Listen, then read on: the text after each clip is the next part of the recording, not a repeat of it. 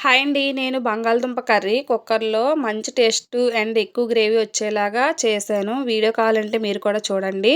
అలాగే ముందుగా మనకి ఉల్లిపాయలు, పచ్చిమిర్చి, టమాటా కట్ చేసుకొని, అలాగే బంగాళదుంపలను కూడా ఈ సైజులో కట్ చేసుకోవాలి. ఇలా చేసుకున్నట్లయితే గ్రేవీ అనేది చిక్కగా ఉంటుంది. అలాగే కట్ చేసుకున్న వెంటనే వాటర్‌లో వేసుకోవాలి. లేదంటే నల్లగా మాగిపోతాయి.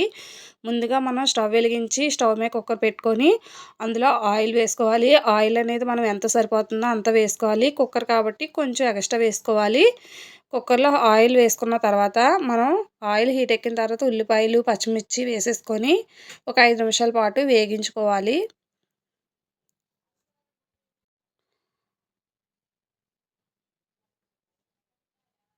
ఇలా 5 నిమిషాలు వేగించుకోకుండా మొత్తం కర్రీ డైరెక్ట్‌గా వేస్తున్నట్లయితే టేస్ట్ అనేది మారిపోతుంది. చూసారా? ఈ విధంగా వేగిన తర్వాత మనం ముందుగా కట్ చేసి పెట్టుకున్న బంగాళదుంప ముక్కలను వేసేసుకోవాలి. మొత్తం ముక్కలు కూడా వేసేసుకున్న తర్వాత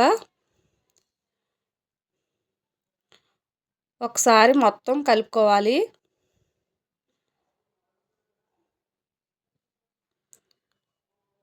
ఈ విధంగా కలిపిన తర్వాత ఇందులో మనం ముందుగా కట్ చేసి పెట్టుకున్న టమాటా ముక్కలను కూడా వేసేసుకొని అందులో మనకి ఎంత అయితే కారం పడుతుందో అంత కారం వేసుకోవాలి. నేనైతే 1 స్పూన్ అండ్ హాఫ్ వేసుకున్నాను. అంటే 1 స్పూను మళ్ళీ హాఫ్ కూడా వేసుకొని అల్లం వెల్లుల్లి పేస్టు, చిటికెడు పసుపు,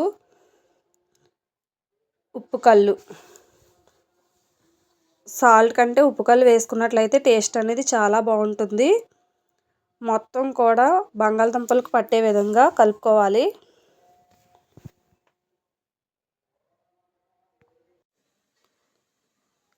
చూసారు కదా? ఈ విధంగా కలుపుకున్న తర్వాత ఒక గ్లాస్ వాటర్ అయితే వేసుకోవాలి. ఎక్కువ వాటర్ వేసుకున్నా సరే కర్రీ అనేది వాటర్‌లా ఉంటుంది. చిక్కదనం అనేది రాదు.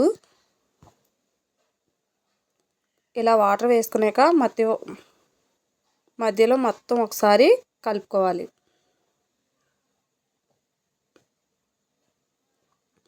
ఇలా కలుపుకున్న తర్వాత నేనైతే కుక్కర్ మీద మూత అనేది పెట్టేశాను.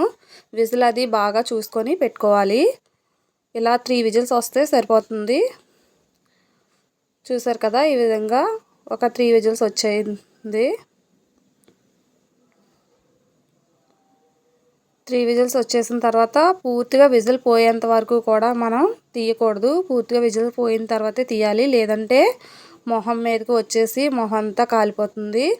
చూసారు కదా? గ్రేవీ అనేది ఎంత చక్కగా వచ్చిందో. ఇది అన్నంలోకైనా, చపాతీలోకైనా, పరోటాలోకైనా సరే చాలా బాగుంటుందండి. టేస్ట్‌గా కూడా ఉంటుంది. వేడివేడిగా మనం తినడానికి టేస్ట్ అయితే చాలా బాగుంటుంది. గ్రేవీ కూడా చూసారు కదా ఎంత చక్కగా ఉందో. కొంచెం చల్లారిందనుకోండి ఇంకా చిక్కబడుతుంది.